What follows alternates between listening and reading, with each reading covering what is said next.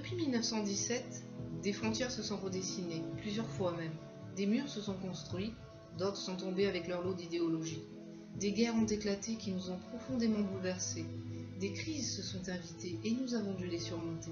Et puis les maladies, les épidémies, les grands déplacements de population fuyant toutes sortes de fléaux.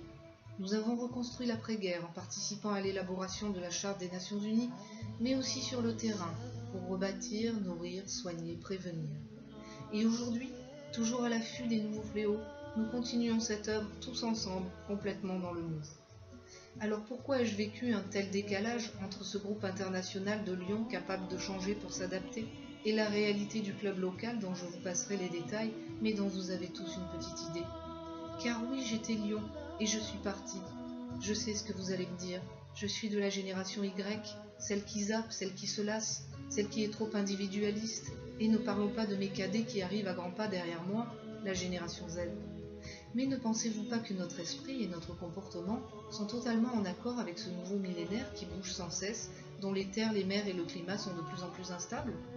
Génération d'enfants gâtés? Non, pas vraiment, si l'on considère notre environnement plus hostile que celui du siècle dernier. Mais nos rapports avec nos parents se sont construits de façon plus égalitaire. C'est pourquoi nous, génération Y et Z, lorsque nous ne sommes pas à l'aise quelque part, dans notre travail, dans une association ou autre, on se casse sans discuter. Je pense que le Lyonisme international est une organisation parfaitement adaptée aux grands changements qui ont bouleversé le monde depuis 100 ans. Les enjeux du XXIe siècle ont été bien repérés par les Lyons et des solutions sont déjà avancées. Climat, environnement, culture, savoir vivre ensemble. Peut-être à 2 exceptions près.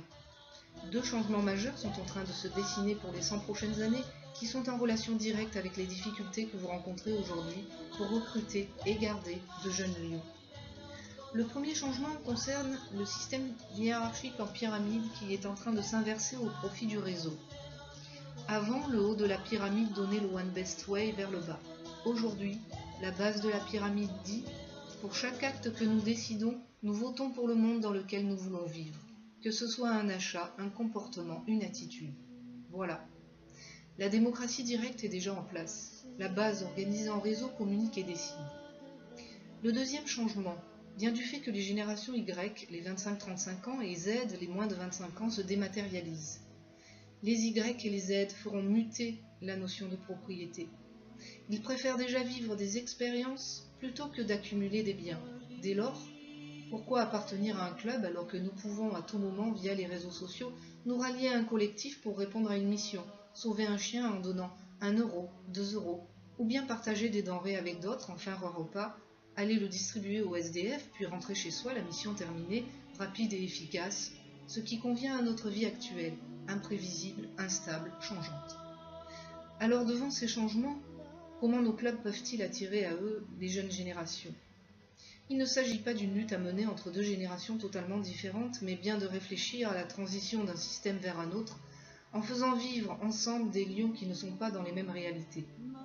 Les uns aiment la stabilité, l'appartenance, le territoire, le petit groupe d'amis, les réunions entre pairs, tandis que les autres vivent dans un monde dans lequel ils doivent constamment s'adapter, sont prêts à changer de territoire au fil des opportunités, ont des amis tant physiques que virtuels, préfèrent des événements éphémères, efficaces et concrets, aux réunions régulières et interminables.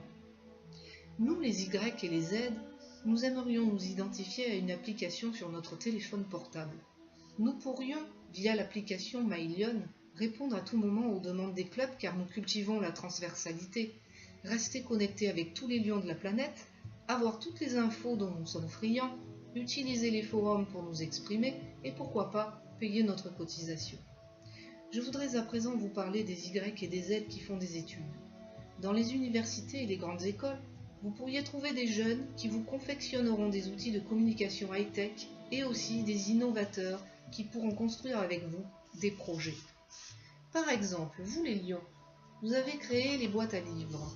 Eh bien nous les jeunes, nous vous proposons d'inventer avec de futurs ingénieurs des boîtes à miam. Une sorte de réfrigérateur qui fonctionne sans électricité, soit au solaire, soit avec des circuits d'eau, et qui, placés à des endroits ciblés dans vos villes, pourront recevoir les légumes en surplus des uns, tandis que d'autres viendront se servir pour en profiter. Allons donc chercher tous ces talents, tous ces jeunes êtres qui parleront de nous à leurs amis et nous feront connaître au travers de leurs œuvres innovantes, concrètes et visibles.